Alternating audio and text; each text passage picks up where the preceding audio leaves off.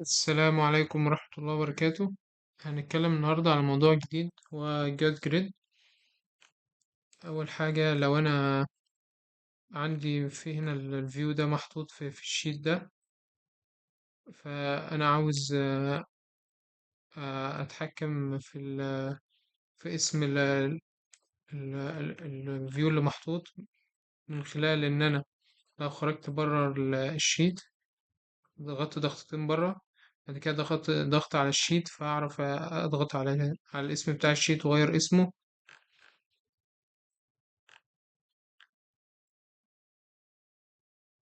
وممكن كمان اسحب اعمل دراج لاسم الشيت كده، من خلال ان انا بضغط عليه ضغطة طويلة وبسحبه من فوق او تحت. ولو عاوز اطول الخط بتاع اللاين ده، بطوله وبسحبه كده. طيب لو انا عاوز ما اخليش يبقى فيه اصلا تايتل لاين، بضغط ضغط على الفيو، بعد كده بقول له اعمله نو تايتل فيشيل التايتل. طيب الموضوع بقى اللي بنتكلم فيه اللي هو الجاد جريد. ازاي بعمل جاد جريد؟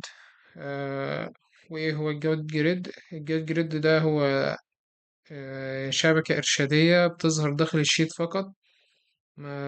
بعمل يعني بتساعدني في إن أنا بعمل محاذاة للفيوز، وبتنظم مكان الفيو بورتس، وبتوحد شكل اللوحات عشان يبقى شكلها منظم، مش بتظهر في الطباعة ومش بتظهر في الموديل.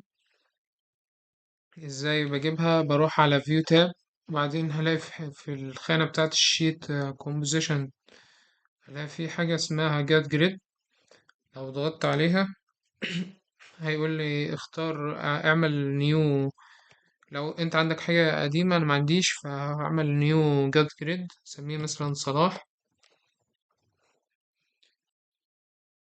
فهو عمل لي الجات جريد على الشيت. لو انا عاوز اتحكم فيه، فاضغط عليه ضغطة من بره، فأعرف أجيب أكبر أو أوسع الجاد جريد بتاعتي. وممكن من هنا من البروبرتيز بتاعتها، في هنا جاد سبيسنج، عاوزها أكبر أو أصغر. لو أنا عاوزها أصغر أعملها 10 مثلا، ولو عايز أتحكم فيها تاني أضغط عليها ضغطة كده وأخليها 50 مثلا فيكبرها لي. تمام. وبعد كده هي وظيفتها إن أنا مثلا عايز كل الفيوهات تبقى في نفس المكان، فاختار الفيو بتاعي واعمل له موف من نقطة معينة، مثلا من هنا على النقطة دي، فيبقى كل الفيوهات من تقاطع المحورين دولي في نفس المكان في كل الشتات، فيبقى شكل الشتات كلها منظم. آه، يعني فده طبعا بيساعدني. طيب لو انا خلصت وعملت كل اللوحات وظبطتها على الجاد جريدز دي، وعاوز اشيل الجاد جريدز شكلها مش عاجبني، فاروح راح في البروبرتيز بتاعت الشيت، والاقي في حاجة هنا تحت اسمها جاد جريد، واقول له نون، فيروح شايلها بعد ما انا اكون ظبطت كل الفيوهات في كل الشيتات، وبقى الشكل منظم. وبس كده. أظن الموضوع سهل وبسيط، والسلام عليكم ورحمة الله وبركاته.